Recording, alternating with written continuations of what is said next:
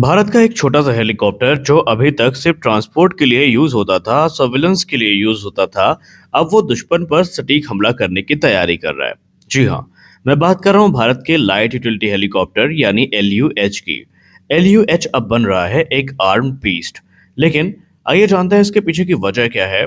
जहां पहले ये सिर्फ जवानों और सामानों को पहुंचाता था, वहीं अब ये LUH हेलीकॉप्टर दुश्मन के ठिकानों पर प्रिसीजन स्ट्राइक भी करेगा और खुद को हवा में बचाने के लिए मिसाइल्स भी कैरी करेगा। आखिरकार इतने बड़े बदलाव के पीछे की वजह क्या है? आइए ये समझने की कोशिश करते हैं। नमस्कार दोस्तों, आप देख रहे हैं वी नेशन ट्रिपल वन, जहां आज हम बात करने वाले हैं लाइट यूटिलिटी हेलीकॉप्टर के आर्म वेरिएंट के बारे में।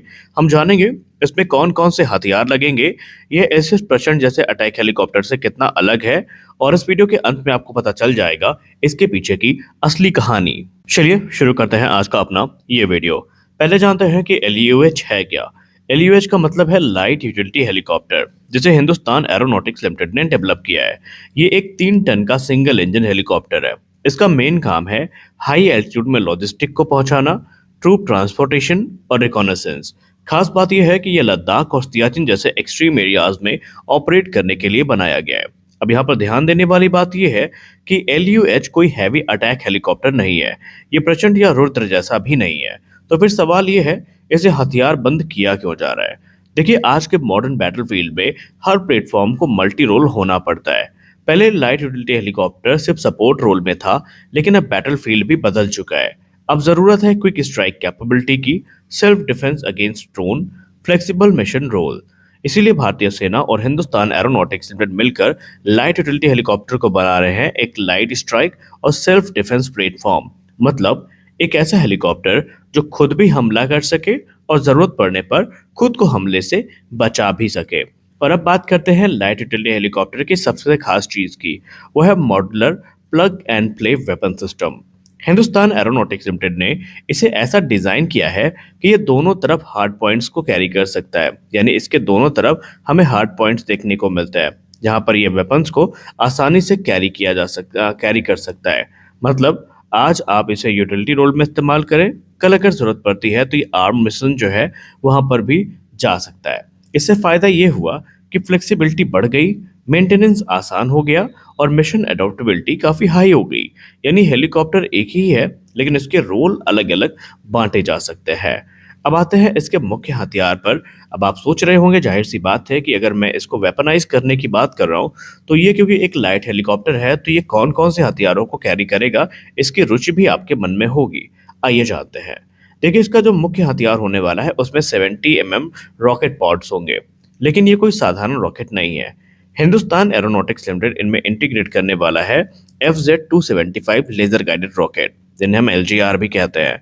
ये खास इसलिए है क्योंकि ये टारगेट को लॉक करते हैं, लेजर से गाइड करते हैं और फिर डायरेक्ट हिट को रजिस्टर करते हैं। इससे इनकी एक्यूरेसी काफ़ी ज़्यादा हो जाती है और कोलेट्रल डैमेज बहुत कम होता है।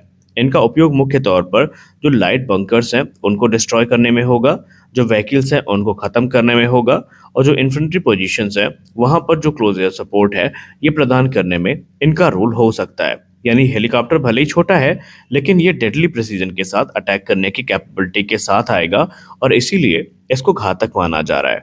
अब बात करते हैं सेल्फ डिफेंस की। LUH में लगाई जाएंगी Mistral true air to air missile. जो कॉन्फ़िगरेशन होगा वहां पर हर साइड पर हमें 2 मिसाइल्स देखने को मिलेंगी। अब ये जरूरी इसलिए है, आप समझ चुके होंगे कि मैं कहना क्या चाहता हूँ। आज बैटलफील्ड में खतरे बहुत सारे हैं। ड्रोन्स हैं, एनिमी हेलीकॉप्टर्स हैं और लो फ्लाइंग टारगेट्स हैं। Mister missile light utility helicopter को एयर डिफेंस कैपेबिलिटी देगी।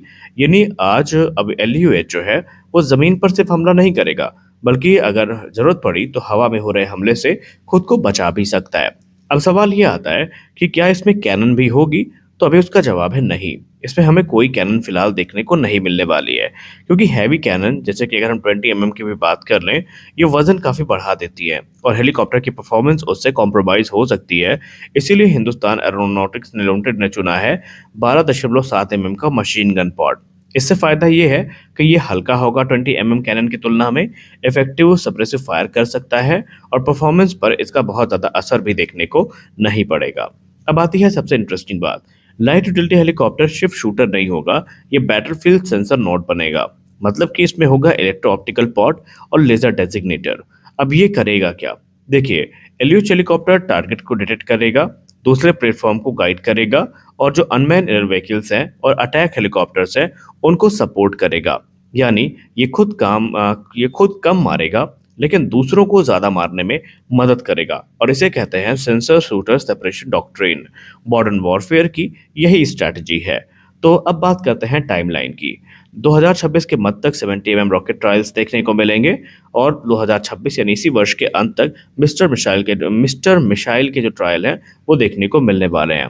टेस्टिंग होगी बेसिकली हाई एल्टीट्यूड कंडीशंस में, ताकि ये साबित हो सके कि एलयूएच एक्सट्रीम कंडीशन में इफेक्टिव है।